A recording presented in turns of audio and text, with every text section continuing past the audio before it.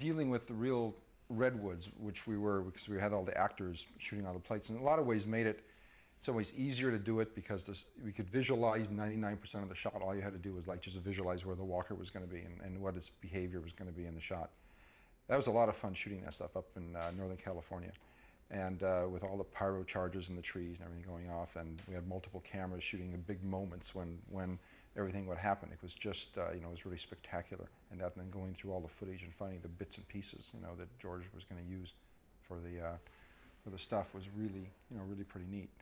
The bike chase sequence was a whole different set of problems, and that was like racing through it at 100 miles an hour. And there's no way to do that. We could go along a road, but how do you get rid of the road? And you can run, but you can't run 100 miles an hour with a motorcycle and you'd crash. So that was a whole different thing. I really, in my mind, treated that as a completely different thing than any of the than the Walker sequence. At the beginning of the sequence, the original conception of it, George asked Joe and I to figure out sort of, he said, well, here's the beginning of the sequence and here's the end, and you guys kind of, do what you want for the middle and let me know what you got.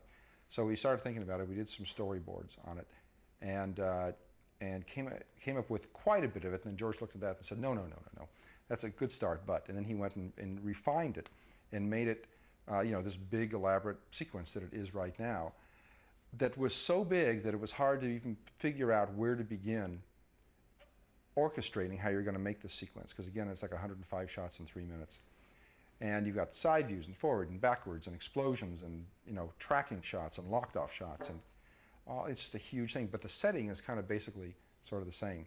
So what we did was we did an animatic on it, which was a little version of it with a brand new camera that had just come out, a little video camera that was like only about this big, with a little lens on it. Now they're all over the place, but at this point there wasn't anything really that small.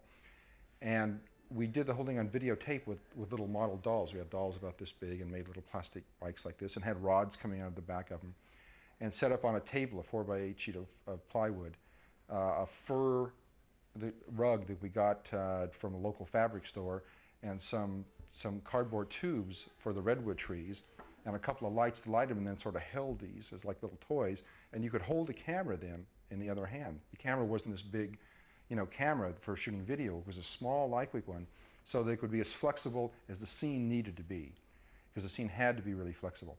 And we did, over a period of like 2 or 3 days, we did an animatic, which is essentially the film. And you can compare it to what's in the film, and they looked, almost exactly the same. Now that we were out of the storyboard stage and we had visuals to look at, and everybody agreed, yeah, the visual of it, the running footage of this looks really good, then we could break it down into how many shots we had looking to the front, how many shots looking to the back, to the left, to the right, how many were like one-off shots, and then we could schedule it. We thought at the beginning about building a miniature forest that we could race through, motion control, but in order to be able to just get the speed, because the idea behind it was incredible sense of speed, plus there was a huge number of shots. It was like, it's 105 shots in 3 minutes. There's an incredible amount of work in that little self-contained sequence.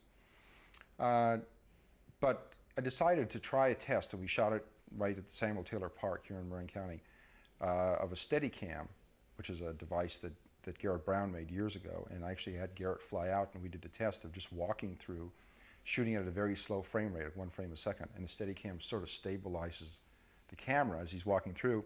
And then he has to kind of think very slowly about what a pan to the right, or like racing around a corner would be, and very slowly navigate the Steadicam around like this corner. So you don't move quickly like you're driving a car. You kind of look ahead 300 feet, and now you begin this slow embankment as you're walking toward that very slow. And when you project it at normal speed, it's got this incredible sense of speed. So we started, so once we had the technology worked out as to how to do the backgrounds, then the whole sequence got a lot simpler. And we didn't have to focus our attention to building these big models. We built small models probably about this long, for the sort of medium shots and longer shots of the guys on the bikes. And we shot those on motion control, but at a very slow camera speed, with our first sort of experiments we got into in rod puppets that we literally later in the show used a lot more in the Rancor sequence.